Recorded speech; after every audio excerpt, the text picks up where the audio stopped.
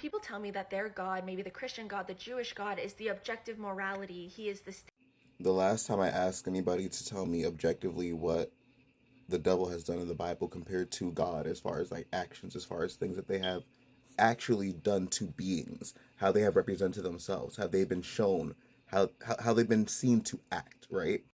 And after like me going back and forth with people for like 15 videos, nobody gave me any list that proved, objectively speaking, that the supposed devil, the horrible person, the villain in the Bible, was any worse than God. If anything, God has always been shown by his actions, by like what he's done in the Bible, how he's represented at least, to be a heinous person. And we can just go down the list. We got details. I don't gotta make it up. We can just use your book to go ahead and dissect this. So first of all, the flood, straight up genocide, right? People will be like, "Oh, God can't use his abilities to reveal himself to you because that's taking away your free will." But he'll kill an entire fucking planet versus just saying, "Hey, I'm God. You should just go ahead and be better." That makes more fucking sense to you. And then God hardened the Pharaoh's heart, so that took away free will for somebody to make a decision. But that's okay to do it in that context, but then not to reveal yourself to your followers, who you're telling them they need to follow you for all of eternity, or else, they'll be damned. You're asking people to believe in you for forever, not even just like this physical life, for eternity. And you claim that, or Christians will claim that God revealing himself to you takes away your free will, but he doesn't have any other issue doing it in other contexts to just fucking kill people or harm people. And my forever favorite will be the Book of Job, because when I say that shit don't make no goddamn fucking sense to me. Because in the entire Bible, right, the only 10 people that Satan killed was Job's family under God's permission. The only people that Satan killed in the entire Bible. And I mean, by the first book of the Bible, we already have God committing a whole ass genocide. So we can, I'm just saying, by how things look, I can say all day I'm such a good person and I go bitch slap my wife. I don't think that displays how much of a good person that I am. Saul is literally commanded to kill infants. Like, not to exclude them. Mind you, infants have absolutely no awareness of jack shit to be able to commit any harm to anything. So, I mean, we can argue up and down that the people who held the infants were not good people. But to then say that the infants themselves, that they were going to just inherently be flawed and horrible people, like, do we just kill babies today for the sake of it? Like, can we just like apply what is happening in the Bible to real life scenarios today? Can we take that mentality of what we would not accept today in society, what we would think, oh my God, that's fucking scary. That's, who the fuck would do that? Can we take a step and apply that same mentality to the things that are happening in the Bible? Or did, like, for some reason time just change out of nowhere and like we're just shifting how we view morality? There were whole ass communities punished for an individual sin. Individual sin. We have rape victims forced to marry the rapist.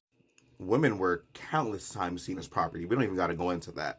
Slavery was a thing that was never outlawed in the Bible. He actually told you how to own another human being. He never outright says that it's a bad thing to own a human being. He tells you how to do such. As in, if I'm giving you instructions on how to do something, that means I'm condoning it. And then the argument that I hear every single time is, oh, the times were different.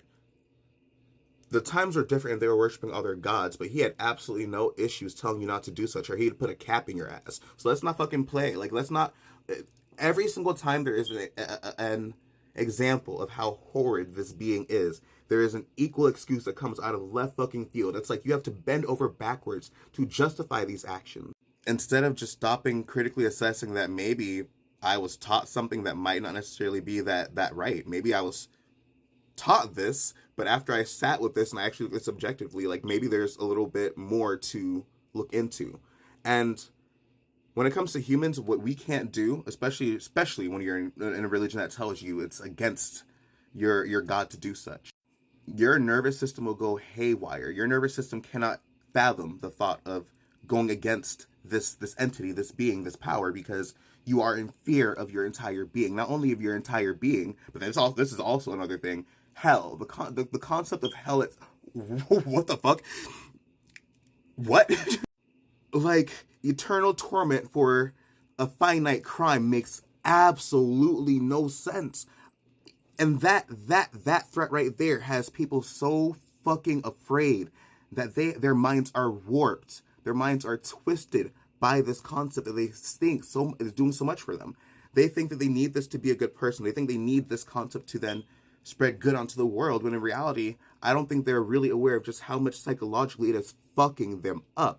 You couldn't convince me that having a religion that tells you that being human and the things that are human, natural to humanity, and you doing those very things will send you to a place of eternal conscious torment.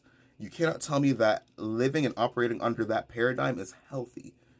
You can't. Have you seen the country? Have you seen the country? Have you seen the country? Have you seen other countries even, like where they insist that their deity, that their supposed higher power is the one and only way? It doesn't end well for a fucking reason. And it's not going well right now. And then every time somebody speaks up about the trauma that they've had, the experiences that they've had, it's so easy to simply dismiss it because from the Christian's perspective, we just weren't good Christians enough. We didn't try hard enough to connect to God. We didn't do this right. There's always the aspect of blaming every single thing else except your supposed God who created the structure that supposedly, there is, and I'm just saying, I'm all powerful, right? There is no other way to create a system that would have allowed this form of suffering and this amount of discord and disconnect between me and my followers that I want supposedly to then experience eternity in heaven. Like, it just doesn't make any sense to me. Like, it just does not add up. It does not fucking add up. And obviously, I'm so far past the paradigms of religion, but I think people really, really, really, even if it's scary, gotta start assessing the things that they're telling other people they need to believe.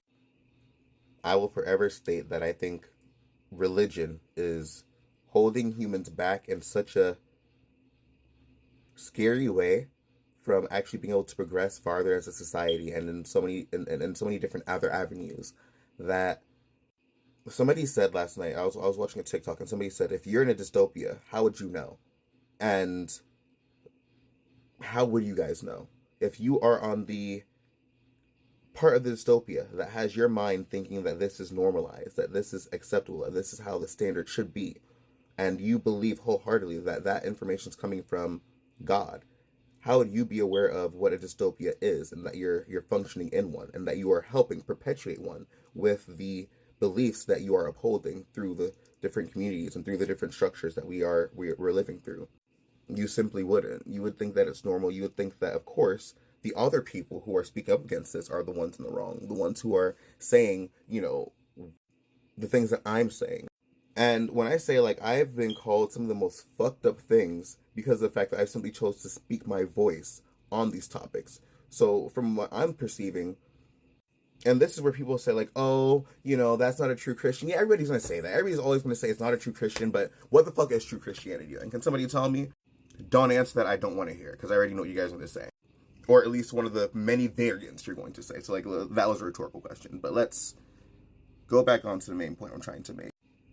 Y'all need to assess your beliefs critically, and you need to actually sit down and start to hear other people. And I'm not saying everybody has to believe what the fuck I believe. It could be a benefit, it could not. I'm not going to act like the things I know aren't of benefit. But if something has caused so much harm to so many individuals, I think it's worth stopping, assessing, and instead of dehumanizing those who claim or make the statements of the experiences that they've had and the understandings that they've had of this, instead of simply instantly rejecting what they're saying, maybe sit for a second and listen to another fucking human being. If I was a creator, I wouldn't put everybody on a planet and then create something to then divide them. Especially to the point where other people are being denied their humanity, where other people are being killed, or other people are simply being told that they're in the wrong for even speaking up or existing in a paradigm that was never meant to include us to begin with. But either way, peace and blessings. Hope you guys have a great day.